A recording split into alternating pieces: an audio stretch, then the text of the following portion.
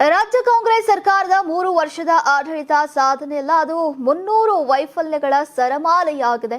ಆ 300 ವೈಫಲ್ಯಗಳನ್ನ ಹಾರವಾಗಿ ಪೋಣಿಸಿ ಸಿಎಂ ಸಿದ್ದರಾಮಯ್ಯ ಅವರ ಕೊರಳಿಗೆ ಹಾಕ್ತೇನೆ ಅಂತ ಸಂಸದ ರಮೇಶ್ ಜಿಗಜಿಣಗಿ ಅವರು ವ್ಯಂಗ್ಯವಾಡಿದ್ದಾರೆ. ಇನ್ನು ನಗರ ಜಿಲ್ಲಾ ಬಿಜೆಪಿ ಕಚೇರಿಯಲ್ಲಿ ನಡೆದಂತಹ ಸುದ್ದಿಗೋಷ್ಠಿಯಲ್ಲಿ ಮಾತನಾಡಿದಂತಹ ಅವರು ಕಾಂಗ್ರೆಸ್ ಸರ್ಕಾರದ ವಿರುದ್ಧ ತೀವ್ರ ವಾಗ್ದಾಳಿಯನ್ನು ನಡೆಸಿದ್ರು. 3 ವರ್ಷಗಳಿಂದ ರಾಜ್ಯ ಸರ್ಕಾರ ಏನು ಸಾಧನೆ ಮಾಡಿದೆ ಅನ್ನೋದು ಜನತೆ ಕೇಳ್ತಾ ಇದ್ದಾರೆ. ಮಹಿಳೆಯರಿಗೆ ಗ್ಯಾರಂಟಿ ಯೋಜನೆಗಳನ್ನ ನೀಡಿದ್ದೇವೆ ಅಂತ ಹೇಳಿಕೊಳ್ಳುವಂತಹ ಸರ್ಕಾರ ಅದೇ ಸಮಯದಲ್ಲಿ ಅವರ ಕುಟುಂಬದವರ ಜೇಬಿನಿಂದಾನೇ ಹಣ ಕಿತ್ಕೊಳ್ತಾ ಇದೆ. ಸರ್ಕಾರಕ್ಕೆ ಆರ್ಥಿಕ ಸಾಮರ್ಥ್ಯ ಇದ್ರೆ ಮಾತ್ರ ಗ್ಯಾರಂಟಿ ಯೋಜನೆಗಳನ್ನ ಜಾರಿಗೆ ತರಬೇಕು.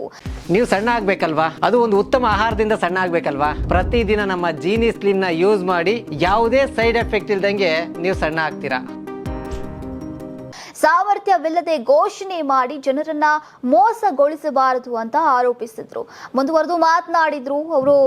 ಈ ಸರ್ಕಾರದ ಆಡಳಿತದಲ್ಲಿ ಭ್ರಷ್ಟಾಚಾರವೇ ತುಂಬಿ ತುಳುಕ್ತಾ ಇದೆ. ರಾಜ್ಯದಲ್ಲಿ ಅಭಿವೃದ್ಧಿಗಿಂತ ರಾಜಕೀಯ ಪ್ರಚಾರಕ್ಕೆ ಹೆಚ್ಚಿನ ಮಹತ್ವವನ್ನ ನೀಡಲಾಗ್ತಾ ಇದೆ ಅಂತ ಟೀಕಿಸ್ತಾ ಇದ್ದಾರೆ.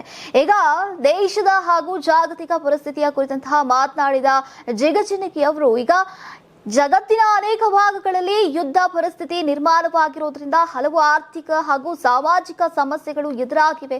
ಆದರೆ ದೇಶದ ಜನರು ಪ್ರಧಾನಿ ಅವರ ಅಭಿವೃದ್ಧಿ ಕಾರ್ಯಗಳನ್ನ ಮೆಚ್ಚುತ್ತಾ ಇದ್ದಾರೆ. ಪಶ್ಚಿಮ ಬಂಗಾಳದಲ್ಲೂ ಕೂಡ ಜನರು ಹೊಸ ಇತಿಹಾಸವನ್ನ ನಿರ್ಮಿಸಿದ್ದಾರೆ ಅಂತ ಹೇಳಿದ್ದಾರೆ. ಇನ್ನು ರಾಜ್ಯ ಕಾಂಗ್ರೆಸ್ ಆಡಳಿತ ವೈಫಲ್ಯಗಳ ಕುರಿತು ಮಾತನಾಡಿದಂತಹ ಅವರು, ರಾಜ್ಯದಲ್ಲಿ ಮಹಿಳೆಯರಿಗೆ ಭದ್ರತೆ ಇಲ್ಲದಂತಾಗಿದೆ. ಎಲ್ಲಂದರಲ್ಲಿ ಕಳ್ಳತನ, ದರೋಡೆ ಪ್ರಕರಣಗಳು ಹೆಚ್ಚುತ್ತಾನೆ ಇವೆ. ಸರ್ಕಾರ 3 ವರ್ಷದ ಸಾಧನೆ ಶೂನ್ಯವಾಗಿದೆ. ಶಾಸಕರಿಗೆ ಸಮರ್ಪಕ ಅನುದಾನ ನೀಡಲಾಗಿಲ್ಲ ಅಂತ ದೂರಿದ್ದಾರೆ. ಇನ್ನು ಸರ್ಕಾರ ಅಭಿವೃದ್ಧಿಗಿಂತ ಒಳ ರಾಜಕೀಯ ಹಾಗೂ ಕುರ್ಚಿ ಕಿತ್ತಾಟದಲ್ಲಿ ಹೆಚ್ಚು ಕಾಲವನ್ನ ಕಳೀತಾ ಇದೆ. ಜನರ ಸಮಸ್ಯೆಗಳ ಪರಿಹಾರಕ್ಕೆ ಗಮನ ನೀಡುವ ಬದಲು ತಮ್ಮ ಶಕ್ತಿ ಪ್ರದರ್ಶನದಲ್ಲೇ ತೊಡಗಿಸಿಕೊಂಡಿದ್ದಾರೆ ಅಂತ ಸಂಸದ ರಮೇಶ್ ಜಿಗಜಿಣಗಿ ಅವರು ಟೀಕಿಸಿದ್ರು.